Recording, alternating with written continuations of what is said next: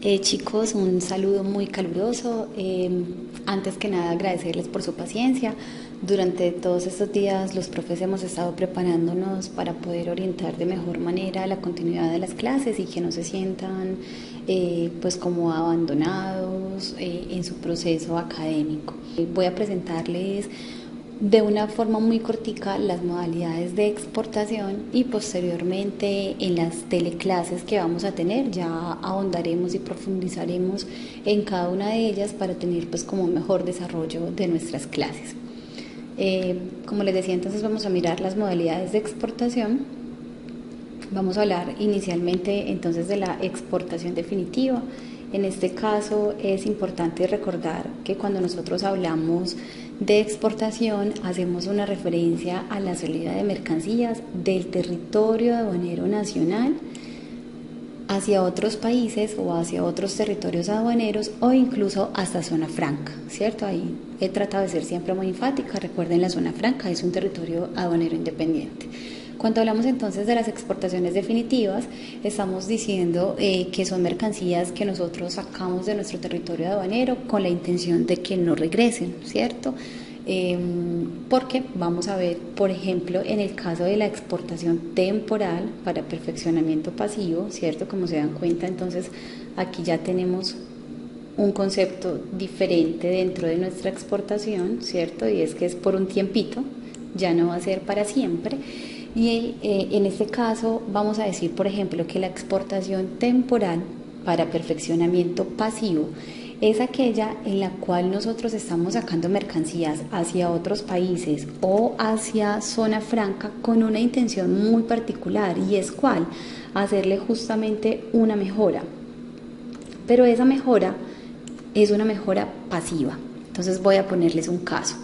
Siempre hemos conocido y nos han estado mencionando situaciones puntuales de empresas como Levi's, cuyos jeans se confeccionan acá en Colombia y posteriormente son enviados a zona franca para que se les haga, en este caso, un perfeccionamiento pasivo, que es ponerles, por ejemplo, las marquillas y las etiquetas correspondientes a la marca. ¿Cómo identificamos que es un perfeccionamiento pasivo?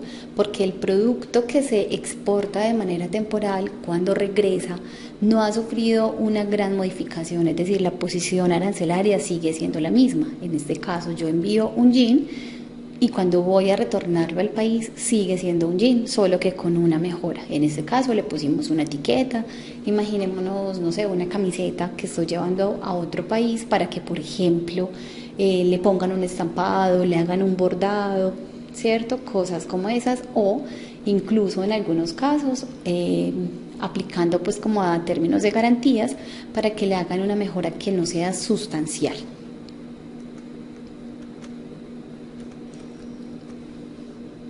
Si miramos ahora el que nos continúa, que es la exportación temporal para reimportación en el mismo estado, ya vamos a encontrar entonces que hay diferencias, ¿cierto?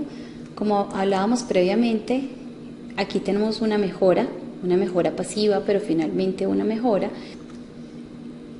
En este caso lo que encontramos es que el producto, cuando vayamos a traerlo al país, vamos a reimportarlo en el mismo estado.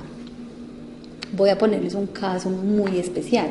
Imaginémonos, por ejemplo, que nosotros vamos a participar en una feria en el extranjero.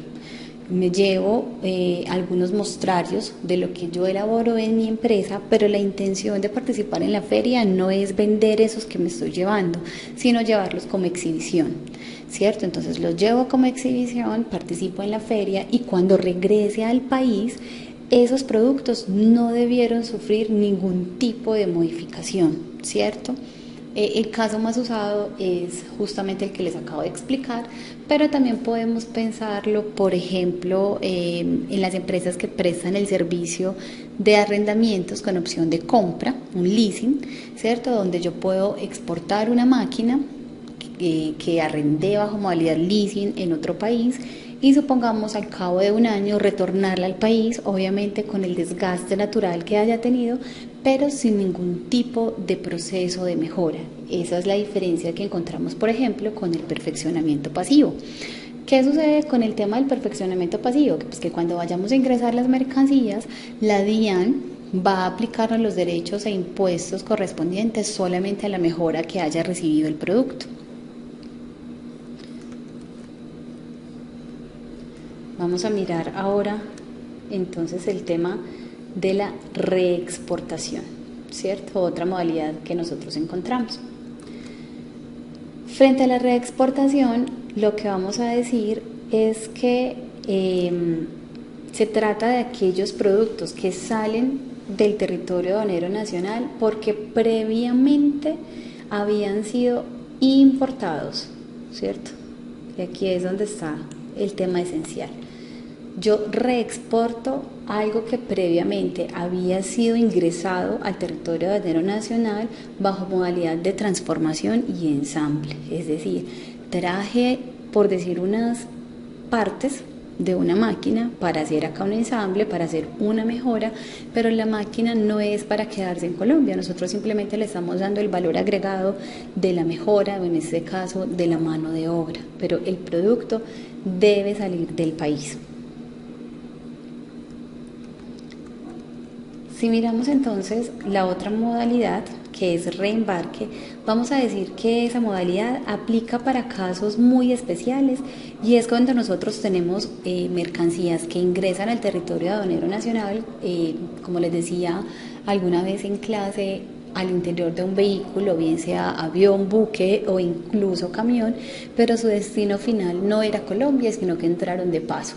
A veces sucede, por ejemplo, que el vehículo sufre alguna avería, pensemos en un buque que necesita ser reparado, y entonces esas mercancías mientras tanto se encuentran en un almacén general de depósitos. Sin embargo, esas mercancías no ingresaron al país con la intención de ser importadas. Por eso hay aquí una observación importante, y es que dice que sobre esas mercancías no aplica abandono legal, ¿cierto? Perdónenme que hice aquí la gráfica donde no era. Sobre esas mercancías no puede aplicar abandono legal simplemente porque ellas no están siendo sometidas a modalidad de importación en el país, están de manera temporal, y por eso decimos entonces que se trata justamente de un reembarque.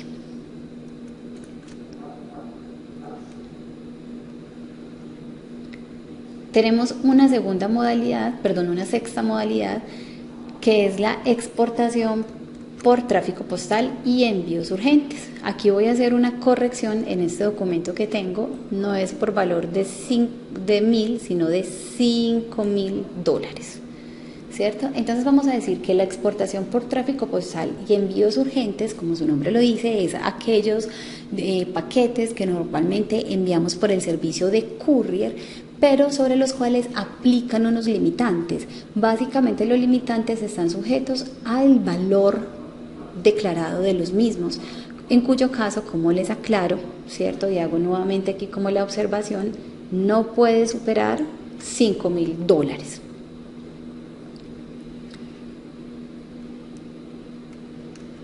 Tenemos entonces ahora la exportación de muestras sin valor comercial. Esa también es absolutamente habitual para nosotros cuando estamos haciendo, por ejemplo, la fase de la negociación y necesitamos enviar algunos productos, como su nombre lo indica, de muestra, para que nuestro comprador potencial conozca más de cerca el producto. Para las muestras sin valor comercial, pues hay unos temas o unos tratamientos aduaneros especiales, en el sentido de que no voy a cobrar como DIAN para el caso de Colombia, o quien haga sus veces en otros países, pues no voy a cobrar los derechos e impuestos a la importación, porque se entiende que no tiene ningún valor comercial y requiere, por la misma situación, unos documentos mucho más sencillos que los que le confieren, por ejemplo, a la exportación definitiva. Para ello entonces hay que verificar, de acuerdo al producto que nosotros deseamos enviar como muestra sin valor comercial, cuál es el valor FOB que la DIAN ha determinado que puede ser el tope máximo para el envío de estas muestras, aclarando que hay algunas excepciones, o hay algunos productos sobre los cuales está prohibido, ¿cierto? Está prohibido hacer envíos de muestras sin valor comercial. Sobre esos productos, entonces vamos a decir que hay algunas excepciones para el caso de Colombia. Por ejemplo, está prohibido la exportación de muestras sin valor comercial de oro y sus derivados, de esmeraldas. Está prohibido las muestras sin valor comercial de café. Está prohibido las muestras de todo lo que sea minerales preciosos, ¿cierto? Y derivados. Entonces, supremamente importante tener pues como esas claridades. Tenemos las exportaciones temporales realizadas por viajeros. De ellas claramente pues los vamos a asociar prioritariamente con nuestro equipaje cuando nosotros salimos del país. Recuerden que en clase hablábamos de un tope de $10.000 desde el punto de vista del régimen cambiario, pero en materia aduanera los viajeros tenemos derecho a algo que se considera nuestro equipaje. Sin embargo, también hemos aclarado en clase que el equipaje también puede estar sujeto a temas de revisiones o verificaciones pues de la DIAN o de las entidades de inmigración o de cualquier otro organismo que sea competente. Claramente, por ser bajo modalidad viajero significa que lo que nosotros estemos ingresando o en este caso sacando del territorio aduanero nacional no está sujeto a documentación soporte de exportación. Tenemos ahora la exportación de menajes. Recordemos que estos los vamos a asociar siempre con muebles y enseres. La intención claramente de este tipo de exportación es llevar productos o elementos que son como para las dotaciones de nuestras casas cuando, por ejemplo, decidimos ir a vivir a otro país. Por eso dice que la intención es fijar la residencia en el exterior y pues que se supone saldría más barato para nosotros llevar nuestros muebles o nuestros electrodomésticos que comprarlos en el otro país. Sin embargo, pues es un tema de revisar desde el punto de vista de la practicidad y de los costos logísticos, pero es una posibilidad que se me brinda. Esencialmente, ¿qué sucede? Que como no tienen fin de lucro, no es con el ánimo de ser comercializados, sino para que yo los pueda disfrutar, entonces tiene un tratamiento especial desde los derechos y los impuestos a la importación, ¿cierto? Y obviamente también desde la documentación que me va a pedir la DIAN al momento de la salida de estos productos del país.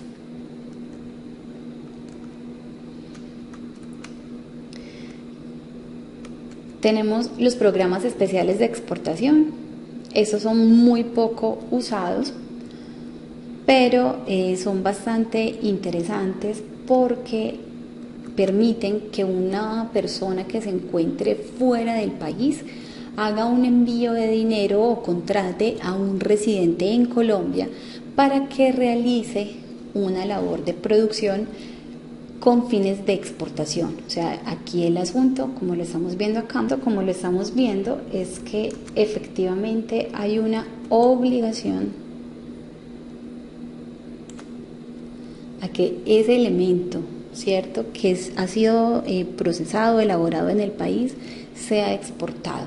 Y entonces hay unos tratamientos especiales desde el punto de vista cambiario para que ese dinero que ingresa al país no sufra todo el tema impositivo del que hemos hablado en las clases para los movimientos de dinero, teniendo en cuenta que ese mismo dinero está ingresando al país con una intención y es promover las exportaciones.